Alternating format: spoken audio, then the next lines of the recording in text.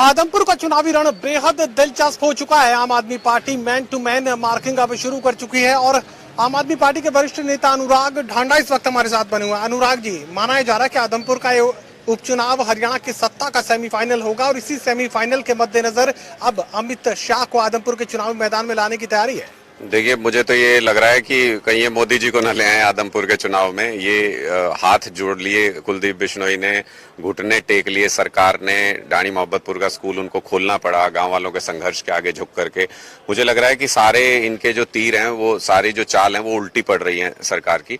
तो इनको लग रहा है कि अमित शाह जी को यहाँ पे ला करके ये किसी तरीके से अपना फेस सेविंग कर सकते हैं। लेकिन मुझे लगता है कि ये जब विनाश काले विपरीत बुद्धि जो कहा जाता है, अमित शाह जी अगर यहाँ आ गए तो अभी तक तो भव्य बिश्नोई हार रहे थे।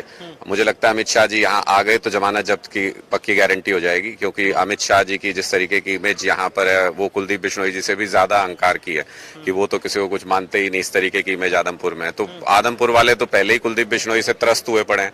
आदमपुर वाले तो पहले ही कहते हैं कि वो हमसे बात नहीं करता, हमारे बीच में नहीं आता। ऊपर से आप एक और अहंकार की मूर्ति को लेकर के आ रहे हैं यहाँ पे लोगों के बीच में बताने के लिए कि भाई हम तो सारे ऐसे ही हैं, कर लो जो तुमसे होता हो। तो आदमपुर के लोग इस बार करेंगे जो उनसे हो सकता है और वो बदलाव हो सकता है उनसे। मुझे लगता है ये चुनाव बहुत सिंपल है इस बार हम इसको बहुत ही आसान बनाने की कोशिश कर रहे हैं आदमपुर के लोगों के लिए इस चुनाव को, कि सिंपल उनको ये चॉइस करनी है कि उनको एक विदेश से अभी अभी जिसने लैंड किया ऐसे उम्मीदवार को, भव्य बिश्नोई को, उनको वोट करना है जो बाद में पता नहीं चुनाव के बाद वापस विदेश चला जाएगा। आपको अपनी समस्याएं अगर बतानी है विधायक को तो एयरप्लेन का टिकट लेना पड़ेगा, वीजा लेना पड़ेगा। और दूसरी तरफ एक ऐसा कैंडिडेट है आम आदमी पार्टी का जो आपके बीच में रहता है, 12 बजे भी रात को फोन करोगे आपके बीच में आ जाएगा, हर जगह पे दुख सुख में आपके बीच में रहता है। इन दोनों चीजों के बीच में चॉइस है। लेकिन कुलदीप बिश्नोई का जवाब भी इस पर सामने आ चुका है। कुलदीप ये कह रहे हैं कि बेटे को विदेश में पढ़ाना कौन सा गुनाह है। कुछ लोग गांव में रहते हैं, शहर में बच्चे पढ़ाते हैं, एक शहर से दूसरे शहर में बच्चे पढ़ाते हैं। मैंने विदेश में पढ़ाया, यहाँ का पैदा हुआ, यहीं का रहने वाला, वापस यहीं आ गया। गुनाह ये है कि अपने अपने पढ़ाए, गुनाह ये है कि अपने अपने बच्चे पढ़ाए। आदमपुर के बच्चों की कोई फिक्र नहीं की। भव्य बिश्नोई गिटपिट अंग्रेजी बोलते हैं।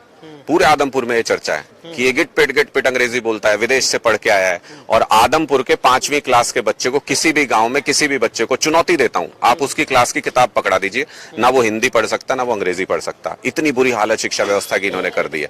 तो तुम्हारे बच्चे दूसरों के बच्चों को बच्चा नहीं समझते, आदमपुर के बच्चों को बच्चा नहीं समझते, उनके स्कूल बंद कराते हो, उनके शिक्षा व्यवस्था खराब कराते हो। तो इस बार आदमपुर के लोग इसी बात का उनको जवाब देंगे कि आपके बच्चों के लिए आप जो अच्छा कर सकते थे आपने किया। हम आपके बच्चों के अच्छे के लिए वोट नहीं करेंगे, हम इस बार अपने बच्चों के अच्छे के लिए वोट करेंगे, आदमपुर के बच्चों के लिए वोट करेंगे। चलिए, मेरा आखिरी सवाल, आम आदमी पार्टी कौन कौन से स्टार प्रचारक इस चुनाव मैदान में उतारेगी? देखिए, आम आदमी पार्टी में तो आम ही होते हैं, स्टार तो कोई होता नहीं है। तो लेकिन मुख्यमंत्री जी भी आएंगे आदमपुर के प्रचार में, दोनों मुख्यमंत्री आएंगे, भगवंत मान जी भी आएंगे और डिप्टी सीएम मनीष सिसोदिया जी भी आएंगे। और हमारे 25-26 विधायकों की ड्यूटी लग रही है यहाँ पे। वो गाँव जाकर के जिस तरीके से हमने दिल्ली में और पंजाब में एक बदलाव की बयार जिस तरीके से शुरू की, वो जो मैं मैन टू मैन मार्किंग शब्द का इस्तेमाल कर रहा था वही ना? नहीं, मैन टू मैन तो मैं नहीं बीजेपी के पास, तो हम मार्क किसको करें? दो ही हैं, मतलब पिता पुत्र और भव्य जी की माता जी। ये 3 ही लोग हैं जो हर जगह जाकर के गुहार लगा रहे हैं। अच्छा, मुझे एक और बड़ी दिलचस्प सी बात पता चली कि हमारे वर्कर्स के पास फोन आते हैं इनके। कभी रेणुका जी का फोन आता है हमारी महिला वर्कर्स के पास, कभी कुलदीप जी का फोन आता है हमारे कार्यकर्ताओं के पास। ये कहते हैं कि जी हम आपको बड़ा मान सम्मान देंगे, इधर आ जाओ। कुलदीप बिश्नोई जी, आपके पास कार्यकर्ताओं की कमी पड़ गई क्या? आपके पास लोग नहीं बचे हैं क्या चुनाव लड़ने के लिए? जो आम आदमी पार्टी के कार्यकर्ता और लोग उधार लेने पड़ रहे हैं आपको। यानी इसका मतलब वो ये समझ गए कि ये जो आम आदमी पार्टी के कार्यकर्ता हैं ये चुनाव जिता सकते हैं, ये आम आदमी पार्टी के जो कार्यकर्ता हैं ये चुनाव का रुख पलट सकते हैं। इसलिए वो अब हमारे कार्यकर्ताओं को, हमारे लोगों को इनवाइट कर रहे हैं कि बड़ा सम्मान मिलेगा। लेकिन वो ये नहीं समझते कि ये कार्यकर्ता जो है, जिनमें इतनी कुव्वत है कि वो पूरा चुनाव बदल सकते हैं, उनका जमीर भी है, उनका स्वाभिमान भी है, उनका आत्मसम्मान भी है। वो ऐसे बिकाऊ नहीं है जैसे ये बिक गए। कांग्रेस में थे, बिक करके भारतीय जनता पार्टी में आ गए और कल को जरूरत पड़ी। 1.5 साल की तो है ये बात, 1.5 साल बाद केंद्र में चुनाव है। अगर मान लो कल को बीजेपी की सरकार पलट गई, केंद्र में किसी और पार्टी की सरकार बन गई, एजेंसी सारी उस पार्टी की होंगी, फिर उस पार्टी की सरकार की होंगी, फिर क्या करेंगे कुलदीप बिश्नोई? 200 करोड़ का आईटी का केस थोड़ी सॉल्व हो जाएगा। फिर इनको पार्टी बदल के उधर जाना पड़ेगा, फिर विधायक सीट छोड़ेंगे भव्य बिश्नोई।